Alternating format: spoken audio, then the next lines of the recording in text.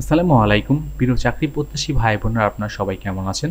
আজকে আমরা আমাদের এই ভিডিওতে এসকেএফ থেকে প্রকাশিত হওয়া নতুন একটা নিয়োগ বিজ্ঞপ্তি সংক্রান্ত সমস্ত বিষয় এ টু জেড আলোচনা করব। আপনি এই ভিডিওর মাধ্যমে জানতে পারবেন আপনি কিভাবে আবেদন করবেন, আবেদন করার শিক্ষাগত যোগ্যতা, সমস্ত বিষয় এ টু জেড জানতে পারবেন। চলুন তবে মূল ভিডিওতে প্রবেশ করা যাক। তবে মূল ভিডিওতে প্রবেশ করার আগে আপনাদের কাছে ছোট্ট করে একটা রিকোয়েস্ট, আপনি যদি আমাদের চ্যানেলে নতুন হয়ে থাকেন তাহলে আপনি আমাদের চ্যানেলটি সাবস্ক্রাইব করতে কিন্তু ভুলবেন না।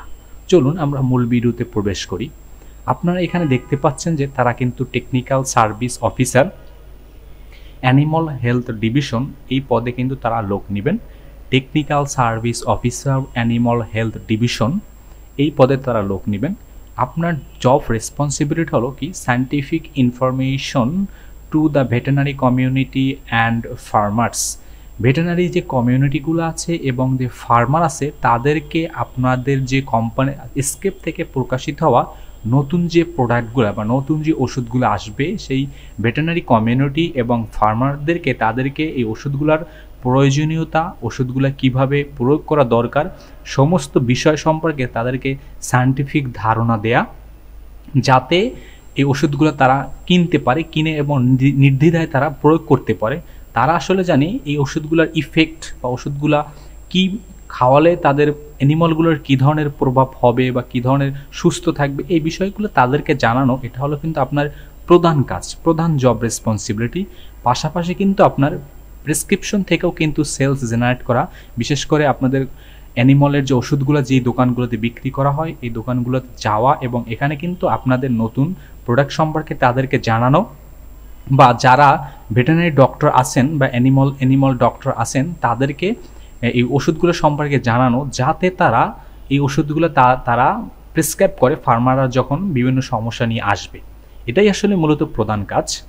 এখানে কিন্তু আপনি অনার্স বা মাস্টার্স পাস যে কোনো পাস হলেই কিন্তু আপনি এখানে আবেদন করতে পারবেন।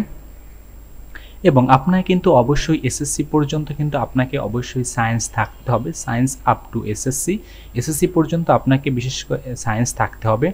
আপনার বয়স কিন্তু অবশ্যই 30-এর নিচে হতে হবে, ইজ নট এক্সিডিং 30 ইয়ার্স, মানে 30 বছরের উপরে হবে না। ওয়ার্কিং এরিয়া মানে বাংলাদেশের যে কোনো জায়গাতেই কিন্তু আপনাকে ওয়ার্কিং এরিয়া হিসেবে দেওয়া হতে পারে। এর আসলে নির্দিষ্ট কোনো আসলে কিন্তু তাদের বলা নাই যে অমুক প্লেসে কিন্তু আপনাকে কাজ দিবে, এমন কোনো বিষয় কিন্তু তারা উল্লেখ করেনি। ইন্টারভিউ টাইম কিন্তু তারা 10টা থেকে দুপুর 2টা পর্যন্ত তারা ইন্টারভিউর জন্য নির্দেশ করেছেন। আপনারা তাদের যে ইন্টারভিউ দেওয়ার যে ডেট আছে এই সময় কিন্তু আপনি সকাল 10টা থেকে দুপুর 12টার ভিতরে চলে যাবেন ইন্টারভিউ দিতে। তারা এখানে যে আপনাদের জন্য পাশাপাশি যে বোনাসগুলো সবচেয়ে বেশি বেনিফিটসগুলো রেখেছে সেটা হলো অ্যাট্রাকটিভ স্যালারি। সাধারণত এই ধরনের কোম্পানিগুলো তারা একটু হাই স্যালারি পে করে এবং মান্থলি ইনসেন্টিভ পাবেন আপনি।